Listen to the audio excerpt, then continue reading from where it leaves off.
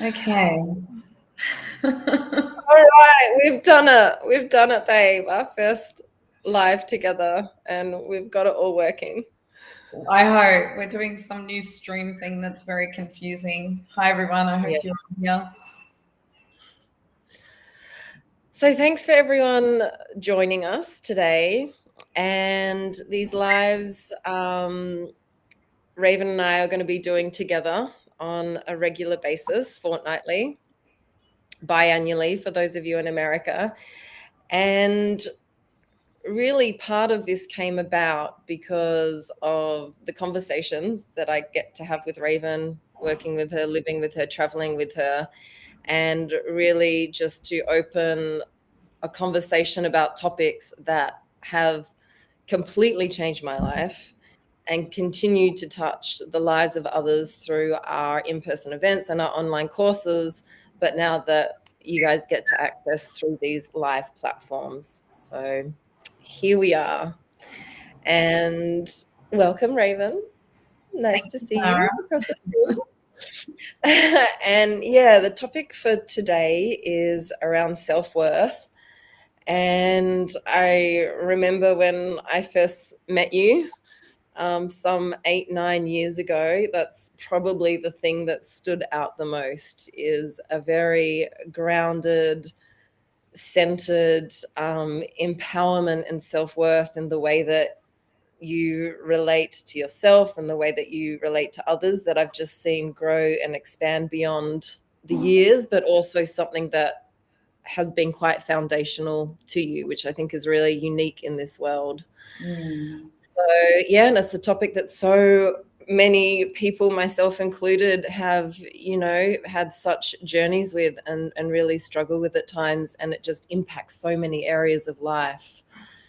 So I'll hand over to you now just to share how that feels for you, how you got there, and what people can do to expand that self-worth in an embodied way in their lives.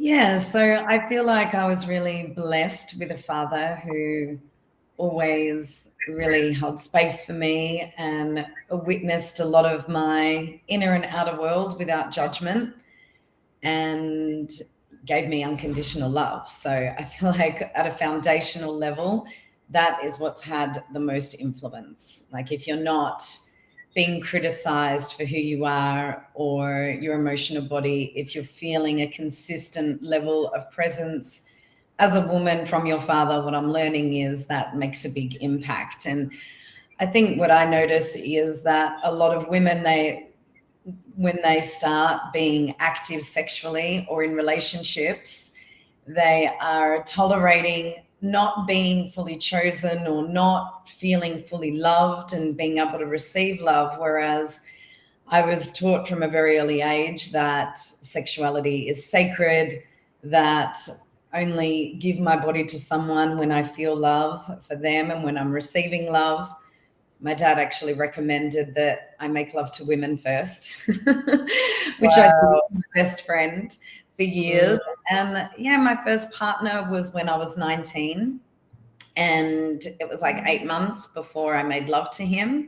And I've never made love to anyone without feeling their love for me. So I feel like I've never been in sexual situations other than the abuse when I was very young that haven't been really honoring, where I haven't felt held and loved.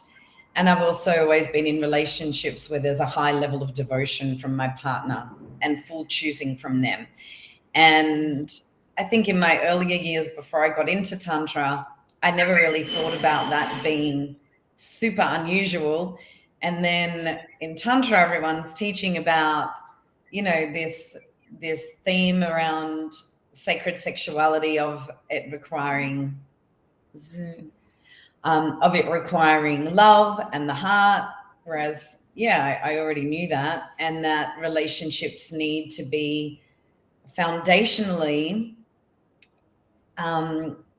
based on a polarity between masculine and feminine, where the man is able to hold space, create safety, lead, and the woman's able to surrender and experience being fully held, where, yeah, I'd always had that.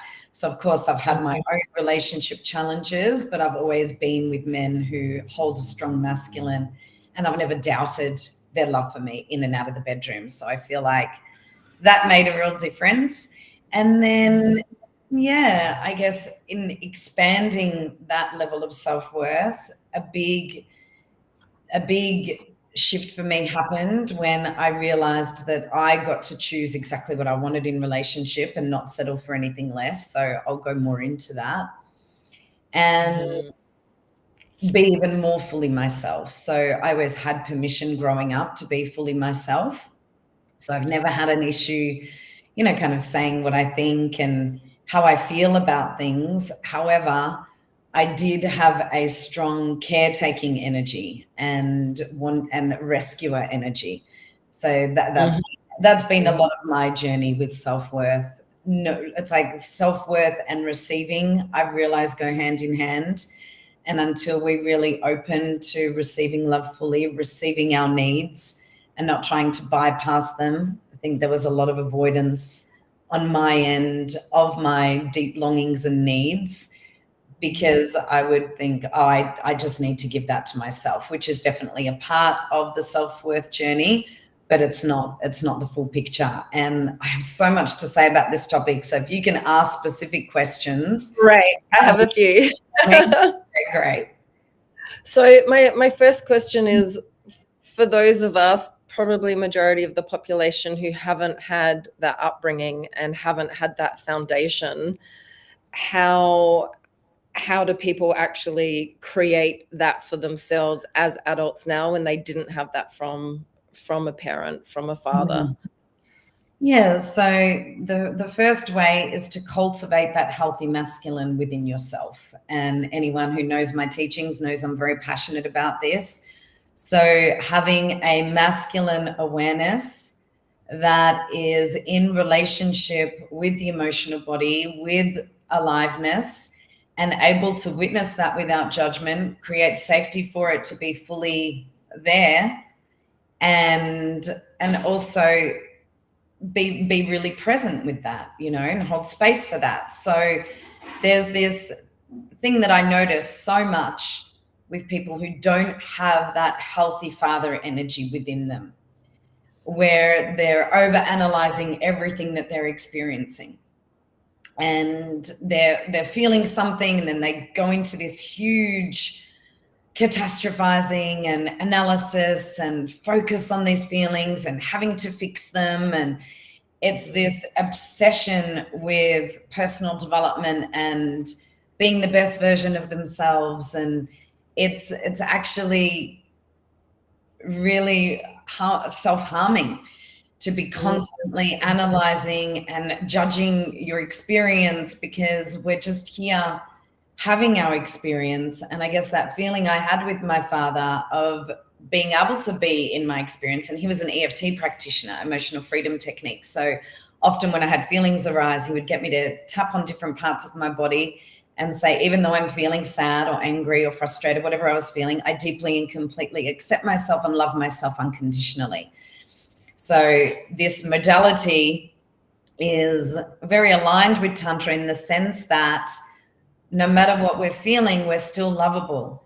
And can we be with what's arising in us without creating separation from the person or the situation that is triggering the more unpleasant emotions? So what most people do is, if they're relating to someone who makes them feel insecure or sad or angry or whatever, then they withdraw their energy and create separation, because they can't actually be with what's arising in them, because there's so much noise in their head about it.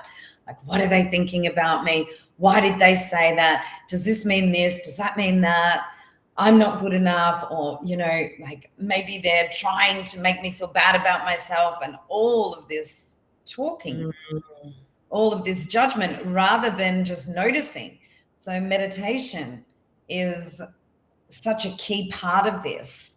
And I grew up meditating, and Dad had me meditating from the age of 4. I would feel something. He would take me into just witnessing that and practicing EFT. It wasn't the full picture. As a lot of my story, I needed to then bring in tantric principles to balance that, because it was a very masculine approach that led to some bypass in my life. But foundationally, it was amazing, because I just don't experience giving a fuck what people think, really. I'm not even focused. I'm focused on my own experience, and I never ever think, actually, ever, like if I'm posting something on social media or having a conversation or acting in a certain way, there's never a thought that enters my mind of what will someone think of me. I'm just focused on my experience. So again, those of you who know me know I'm very ready to admit my flaws and my shortcomings and challenges. This has never been a challenge for me. And what I can say is that if you cultivate a meditative awareness that can actually hold space, witness without judgment, and create safety for whatever aliveness is showing up for you, then you're going to have a centered energy, because you can be with that. And then the feminine piece to that is to then be able to, when you are feeling things, sometimes there's messages from those feelings where you need to set boundaries, or maybe you want to be somewhere else, or you're following a longing, or you're making a request from your partner or a friend. So it doesn't mean to only witness, but I feel like meditation is the foundation of every practice in time, just like it's the foundation of every practice in every spiritual tradition. So the first thing is to cultivate that masculine energy within, with a meditation practice, with a coexistence of masculine, feminine energies, where awareness is in relationship with aliveness in a non-judgmental way. And then the second thing is choose relationships where you feel held, where you feel consistent love. So I naturally did that because that was normal for me to relate to men in that way, because there was that consistency from my father. There wasn't the physical consistency. So of course I attracted relationships where there was a lot of physical leaving, but there was that emotional consistency. So it's also being aware that you're attracting, a lot of times, the dynamic that you have with your father or your mother. It's easy for me to talk to women here, but for the men listening, it's the same the other way around. But it's usually women who are really interested in this topic, because it's, again, really connected to the feminine receivership. So it's really hard to say no for a lot of women to relationships where they're not feeling fully chosen, consistently held, juicy, passionate, resonant, and lit up by the relationship. And every relationship has challenges. But like, if I try to think of the last time Matisse and I had a challenge, it's probably, around Living Tantra Retreat, which tends to happen. But we go weeks and weeks without anything coming up. And what's normal in the spiritual world even is that stuff's coming up every day. It's like relationships aren't meant to be such a friggin' struggle, and I feel like the struggle is because of that first issue I spoke of, the incapacity to be with what's arising in us and not create separation when there's the harder feelings. And secondly, not choosing someone who actually you feel safe with and turned on by. and can I ask? And who's compatible with you in your values and the things that matter. Yeah, go right ahead.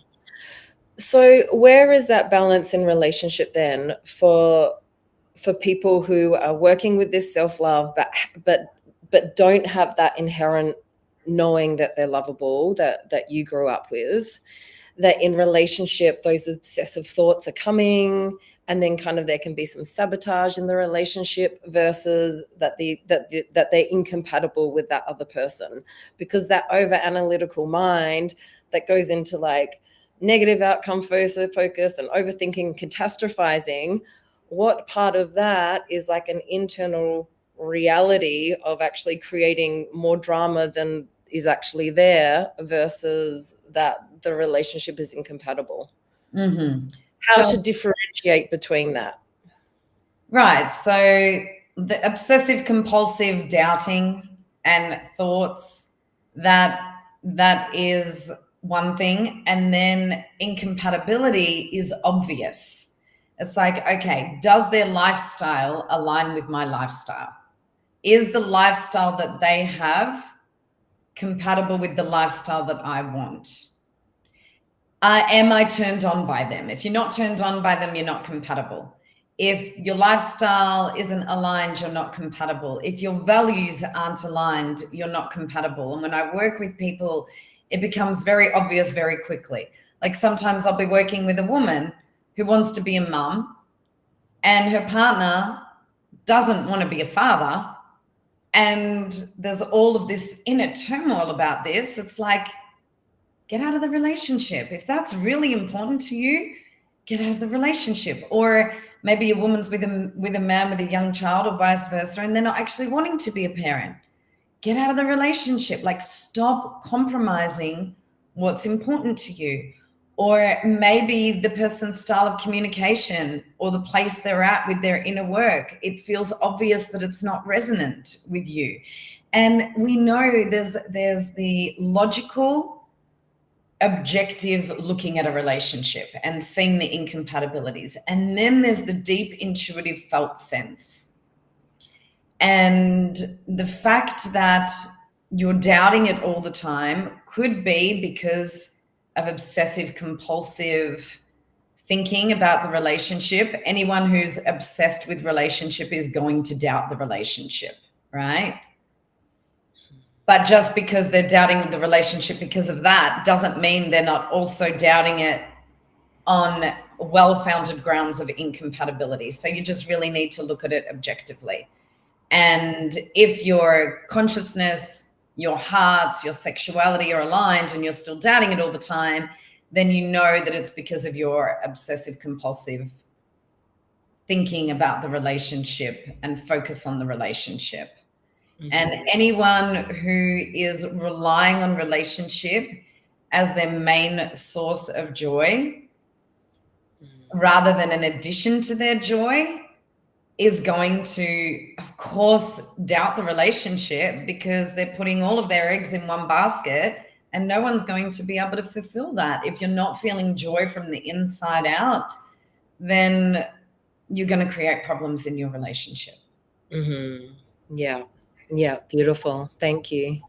So I hear you saying so far that this foundation around the masculine is working with meditation. Maybe people can look at EFT as well if they haven't had exposure to those types of practices in their life. And then there's the feminine side of it with self-worth, which is communicating needs and boundaries, feeling the emotional body and what's deeper than that, and expressing what they need to in relationship to others. And I'll say something to both of those. With the masculine piece, in the meditation and in the expressing of needs, well, the feminine piece of expressing needs and the masculine piece of being able to be with what's arising without creating separation, there's actually a lot of tantric tools that are accessible. And we have a free offering, Tantra 101, that has a lot of those basic tools. So it's not just the typical meditation always that's important, of just sitting in stillness and witnessing the breath and feeling how the breath is, and the vibration of the breath connects us to the body, and being able to feel our feelings and witness them, but also a somatic style of meditation where you're involving the body and allowing breath, sound, and movement to accompany your experience, which was what was missing. So even though EFT is great, I feel like, I mean, I don't use EFT anymore. I feel like what is even more useful, check out EFT, because if you have a lot of freeze or you're not very connected to your emotional body, it's perfect. But the next step from that is a more Osho style meditation, a more dynamic meditation where you're letting the body shake, You're letting some of the anger be released out of your body. And, you know, that's a deeper investigation. You're letting yourself cry. You're letting yourself dance and move with the feelings. There's so many different practices in Tantra. You're giving your voice dialoguing and letting out, because there's so many frozen parts in time from our life where we didn't feel worthy, where we weren't receiving the love that we needed. And in a journey of cultivating self-worth, a lot of that comes up. So yes, we're meditating on it in stillness, and we're also we're giving that breath, sound, and movement so that that stuck energy can be released out of the body, all the fear, frustration, and sadness that's been around not feeling worthy and choosing relationships that have created even more of that, and the relationship with our father that impacted us. And then once we've discharged a lot of that, we're creating space for something new. And that's where the feminine piece comes in, of yes, asking for what we need, setting boundaries, but also actually following our heart, consciousness, and sexuality into a relationship where we feel completely met and held. And yes, you can feel completely met and held. And I have felt that. I feel that way in my current relationship. I felt that way with Aaron, my previous relationship, where there's not a lot of drama, where the most consistent energy is ease, joy, peace, pleasure, and service together, if that's also important to you. Beautiful. And yeah, what I'm just feeling to share is this space of when there's strong triggers that are coming up in life, then yes, that's the time to like sit with, observe, feel what there is to feel, express, to use these tools. But also it's filtered into everyday life as well.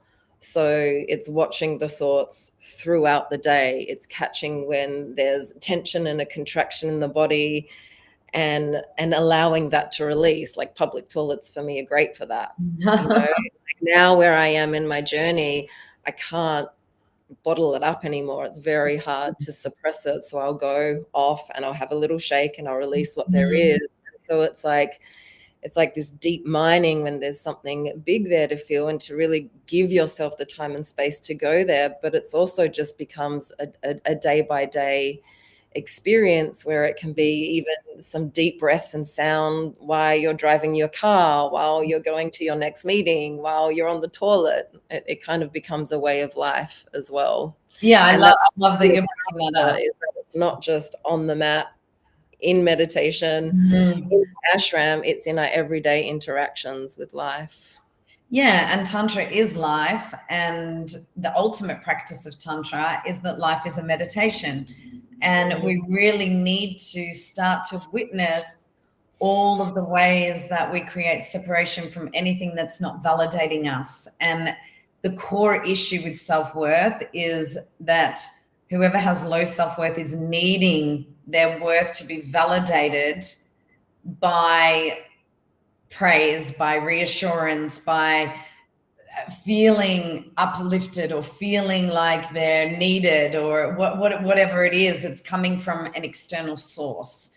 So part of the meditation is to increase awareness around your intention behind things. Like, why am I posting this post? Is it to get followers? Is it to get validation? Is it to get comments? Or is it to really being the expression of who I am? And that expression is not dependent on my audience or how they're responding.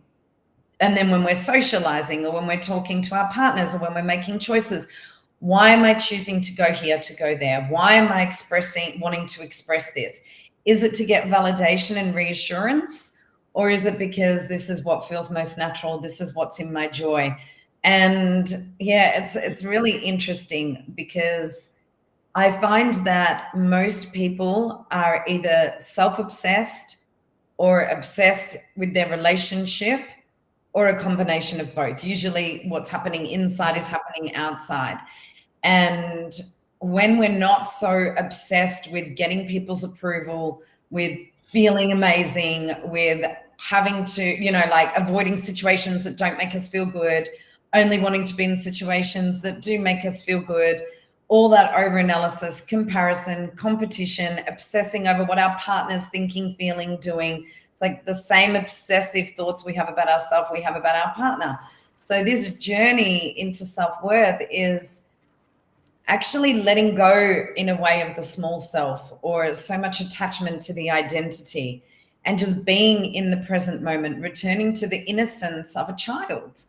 You know, I feel that children are the masters, really. And as a mother of a 20-year-old and a 15-year-old, I can safely say that of all the teachers I've had in my life, they're my greatest teachers. And the first 5 years with Sadell, my oldest, where I got to be home with her and out in nature every day, just watching her. After all the meditation training I did, this was it. And all the teachers I had, just seeing the no mind, you know, just that she's in awe of life, curious about life, moving towards naturally what she's curious about and what feels good. When something doesn't feel good, crying, throwing a tantrum, asking for a hug from me, asking me to take her away from whatever it is, you know, if she wanted to be, or just feeling what she's feeling and then moving on most of the time. So there is that natural place in children where they do have a no, they do have a yes, they share when they want to get out of a situation. They move past emotions without analyzing them. It's like, you know, if Sadell hurt herself in the playground or someone was mean to her, I didn't try to fix her. Well, not in that situation. I'm definitely not perfect as a parent. If there's ever a time I don't just hold space and without judgment, it's definitely with my kids. But definitely there was so much time in playgrounds with her because she loves nature.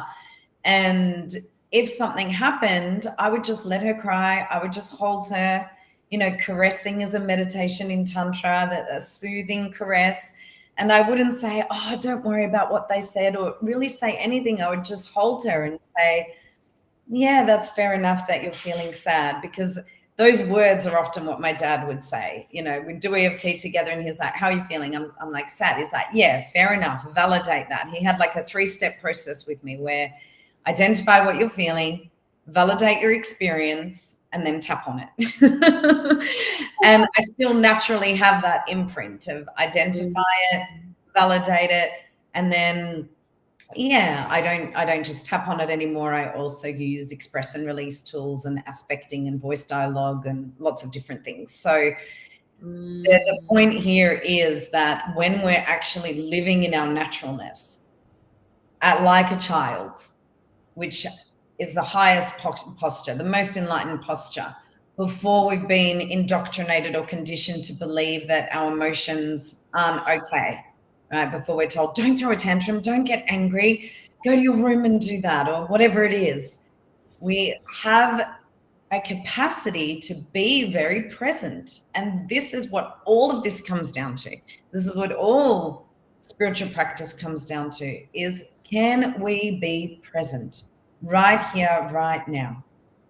And allow what's here to be here fully without resistance. And when we give ourselves that level of self-love, that level of self-compassion, that level of embodiment without all of the mind stuff, naturally our self-worth is elevated. And naturally, when we're consistently not feeling good in a relationship, it doesn't even matter why. It's like, this isn't working. And part of the reason why I say choose relationships that are compatible, choose relationships where you feel safe and held, is because this is such a big part of the healing process. So I remember when I was first with Aaron, and I got upset about something. And then the next time we talked, I was scared because I was used to being in relationships for like 10 years before that, where there was a shaming of any time that I was not an ideal spiritual woman, I guess, and communicating perfectly. And so there was this kind of fear and walking on eggshells whenever I spoke up. So there was this first time in mine and Aaron's relationship, I remember it very clearly, where I got upset and I was in a heightened state and sharing with him how I felt. And he responded to that. And my previous relationships, they would be good at the time because they knew the practice of full body listening, active listening, holding space, and had strong masculines. But later they would withdraw from me. And then the next time I spoke to Aaron, he was like, hey, baby, and like talking to me lovingly. And I'm like, oh, are you okay about our last conversation? He said, yeah, we completed that. I'm like, oh, okay. So yeah, I'm sorry if I was a little bit escalated. He's like, that's fine. It was fair enough. I heard you in everything you said. And I'm like, oh, fuck, wow. And that whole relationship with him reset me into this space of it's okay to be human. It's okay to get upset sometimes. It's okay to have feelings. And that was incredible. And that really elevated my self-worth, that I'm still lovable even when I'm not perfect. And then same with Matisse. There's been many times where I've been unreasonable or, you know, I've been escalated, and he never brings it up again. There's no punishment. And there is a safety between us that I felt from the beginning, and with Aaron that I felt from the beginning. And this isn't something that you can conceptualize. You either feel safe with someone or you don't. You either feel turned on by someone or you don't. You either feel inspired by someone or you don't. So take all of the specific compatibility questions out of it, and just, even if you look at it in a general sense, so do I trust and respect this person? Would I want their life? If you wouldn't want the life of your partner, you're with the wrong partner, right? Of course, there might be certain elements. Like, you know, if I was a dude, Aaron's life's fucking great. If I was a dude, Matisse's life is fucking great. They don't head fuck themselves. They're fluid. They're in flow. They're amazing. They're creative. But, you know, with other partners where there hasn't been strong compatibility, but a strong pull, I'm like, oh, I wouldn't want to be them, because, you know, there's a lot of turmoil. There's a lot of choices they make that I wouldn't make. And that's not to say that they're wrong and I'm right. There's to say there's not a natural resonance. There's not a natural safety and compatibility. And knowing you and seeing your journey, that shift to actually attract those, your present and your second relationship with Aaron, the one previous, was you being in a relationship with someone who there was deep attraction and love and connection with, but not a lot of safety. And I saw the process that you went through of giving that to yourself, and then finally leaving that relationship and choosing yourself in that, and what that then opened, and the courage that that took. So I think a big piece of it for women as well, and for men, is to having the courage to know that if they're leaving something that feels like, well, I'm never going to be with someone as amazing as this, or feel loved the way that I do now, that it does get better every time. And choosing ourselves means that we're kind of energetically saying to ourselves in the universe, I'm a no to being treated this way and being this dynamic. So that door needs to close before the other door can open, to be like, this is my worth, this is what I'm waiting for, and I'd rather be with myself. And the beauty of that alone or one state than settling for this then opens that possibility of attracting a relationship that is matching that level of self-worth. Yeah, absolutely. I love the way you always tie everything in. And a really important part of the transition from my relationship before Aaron to my relationship with Aaron was realizing that it's not always self-responsibility that I need to take. It's like, if I'm feeling out, I don't need to always look at me. It's like, sometimes it's actually because of the relationship and the other person, and maybe I don't want to be with them. There was so much trying in me, and that's why I said at the beginning, like, I noticed this thing with people on a spiritual journey where they're like overtaking responsibility at times. Yes. Like, to work, I need to work on this. Maybe you don't need to work on anything. You just need to realize that this isn't flowing. This isn't what you want. And in the choosing of that resonance, so much heals. So there's the healing that happens with your own masculine, with your inner relationship, with your inner union, and your capacity to have masculine and feminine coexisting in a way that supports being in this present moment and feeling life as a meditation, and not creating separation when there's the harder feelings to feel, because we're not judging that or resisting that. And that's a journey. Equally as a journey is no longer settling. And the healing that happens when you're actually choosing things that are full fuck yes is incredible. The healing that happens when you're with someone who you feel safe with and turned on by is incredible. And the reason I keep bringing that in, the and feel turned on by, is because it's easy to go for something safe, but there's no passion and no chemistry, right? Because a lot of the times when there's heaps of passion and chemistry, it's a trauma bonding situation where the only time you're feeling really loved and cherished is sexually. And then there's this, your body is just always longing for that and craving for that. But it is possible to have that turn on and to have the safety. I remember, again, with Aaron, I didn't know why there wasn't such a strong sexual pulse at the beginning, like a desperation for what I look back at, because there wasn't such a contrast with him in the bedroom and out of the bedroom. He was always really loving towards me, actually. He's like one of the most beautiful, loving men I've ever met in my life. And we're still really close friends, and I still feel really safe with him.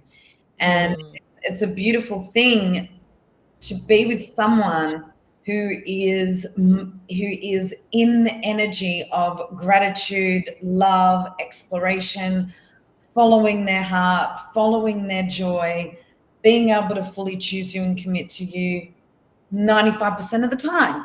And that's possible. And I've got that again and again. It's not because I'm special. It's just because I'm not settling for any less than that anymore. And a relationship can have, the two previous relationships were strong connection, right? And they were beautiful men too, but that full resonance and safety wasn't there. And I think that settling piece, especially if for people who are on the spiritual path, it's like, so much around Tantra and soul evolution is about inner union. And it is about looking at the reflection, and it is about becoming whole within and giving ourselves what we need.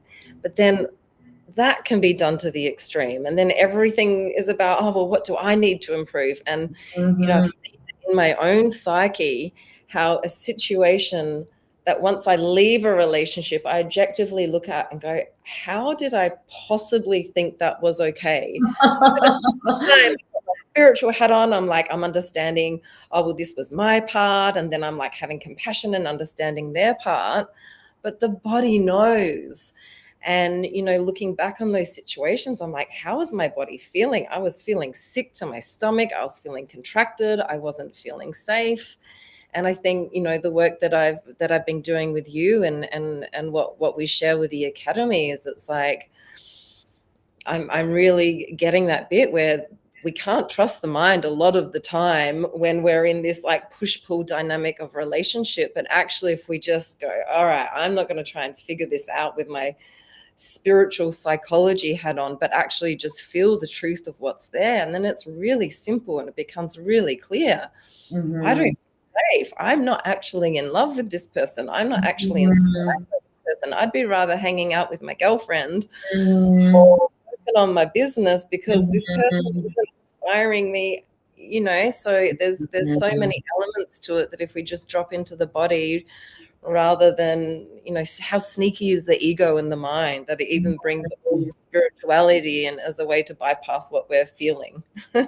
Well, and I want to add to that, because if I look back on those relationships, a lot of what was happening that was diminishing my self-worth was exactly what I was doing to myself. So if you're analyzing yourself, if you're not fully choosing yourself, if you're shaming yourself, if you're overly focusing on yourself to the point of feeling like, just in this fucking world of your own where you can't really see anything else, then that's the reflection you're going to get. Your partner's going to be in all your shit. Your partner's going to be over analyzing you. Your partner's going to be controlling you.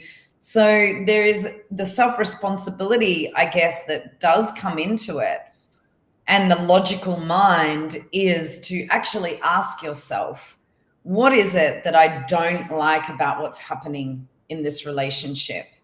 And that is the best shadow work you can ever do, because when I asked that question in relationships that I wasn't feeling safe with, I was feeling controlled, I was feeling overanalyzed, I was feeling ashamed whenever I didn't have the good feelings. And guess what?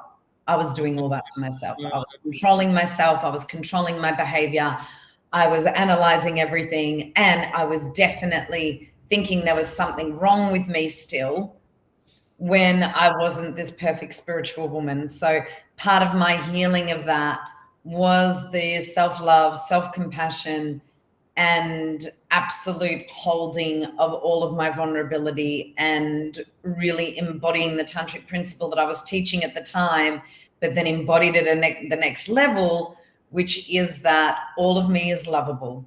Every little part of me is lovable. And then we're not stopping ourselves from expressing. We're not worried about what people think, because what we're feeling in here is actually the comfort zone. So you're always over analyzing, obsessing, shaming yourself. Of course, you're going to attract a relationship like that. And unconsciously, you're going to want a relationship like that because it's in your comfort zone. If you're always avoiding and in addiction and whatever it is. And the other thing that I want to say here that's coming to me is the most common incompatibilities that arise with women that I work with is the baby thing, right? If you want a baby and he doesn't, or you don't want a baby and he does, get out. If none of you want to compromise, if he lives overseas, it's like women need consistent touch and quality time. I've never, ever met a woman who doesn't become anxious when she's not living in the same state or country as her partner. And then they're saying to me, I've got anxious attachment. I'm like, you don't have fucking anxious attachment. You're just a woman who needs consistent love and quality time and touch. Or like, oh, I have anxious attachment because whenever he, gets angry with me and withdraws from me when I'm having feelings, I can't be with that and blah, blah, blah, blah, blah. And it's like, no, you just want to feel safe with your partner, that when you're having feelings, they can still be there for you. And I'm not talking about the feelings that you're projecting and spewing all over him. I'm talking about just the feelings that you're having. So I do want to bring in an important point here, that when I talk about feeling safe with someone, to be all of you in that, yes, every now and then you might explode and say sorry, right? But for the most part, you're feeling your feelings without projecting. And that's where Tantra tools come in as well, to learn how to communicate without all the story, without all the shaming, without all the projection. It's like, I feel this, I need this, and that's going to create safety. Like, I feel a bit sad and overwhelmed. I need some time with you tonight. That would make me really happy, instead of, I haven't seen you all week. Again, you said we were going to have time together and you still haven't made that time. And then by the time you finish with him, he's not fucking inspired at all to spend time with you, right? Or for a man, oh, I'm feeling, I don't want to be around you, or I need space. There's been so much emotion with you and it's just too much. And, then there's this shaming. It could just be, hey, owning, I feel frustrated and sad. I need some time with you where we're chilling, where we're not talking about relationship, where we're not diving deep into the emotional body, where we're just going for a walk or having a good time. And that would create safety for me. So when we can communicate from vulnerability and focus on what we do want instead of what we don't want, rather than dumping our emotional body on someone and expecting them to be the source of us being okay, we're simply, with curiosity, making a request in the direction of what we are wanting.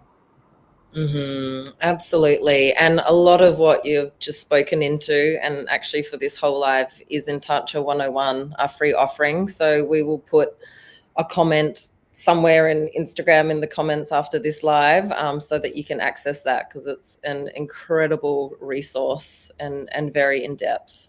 And also, you know, obviously we have a lot of offerings in the academy that go deep into all of this, but if you want to have a playground of experimenting with authenticity, of experimenting with receiving space holding, and actually getting that bodily transmission and experience of reparenting.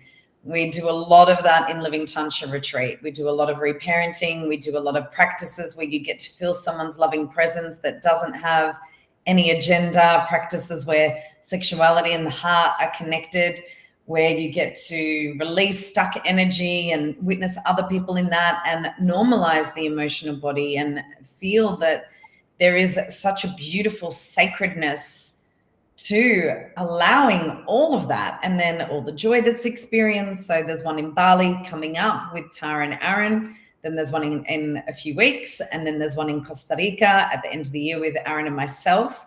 So everything's on our website. Check it all out. Of course, private sessions are available with both of us. Get the help that you need to increase your self-worth, because once your self-worth is increased, your receivership increases, and you can actually receive the love that you deserve, receive the money that you deserve. There's, you know, a whole self-worth conversation we could have about money. And, you know, I would say just start, as a first step, start to become aware of how much you're seeking validation from the external world. Intention is everything. It's not really what we do. It's how we do it and the intention behind it. I love that. Yeah. Amazing. Thank you, honey. Thank I'm gonna you. write on my self-worth around money. I think that's a great one. Yeah. To speak it, so we can bring that to alive as well. And self-worth around being a practitioner. You know, so many people think they have to be fully healed before they can be a practitioner or a coach. And there's this judgment that there's something wrong if we're not like 100% of the time in our ease and joy. And it's like, yes, we can be consistently in that once our life is aligned, but there's always going to be pain in life. You know, it's part of the flow. Pain and pleasure are always in the flow of life. And when we cannot resist the pain, it moves, you know, and shifts, and it's part of life and part of the meditation of life. So non-resistance is such a big piece of all spiritual practice. Absolutely. What a great closing comment. Boom. Thanks everyone for joining us. We'll be going live again soon, and we'll keep you all updated. Thanks, Tara. Love you, gorgeous. Love you. Bye. Bye.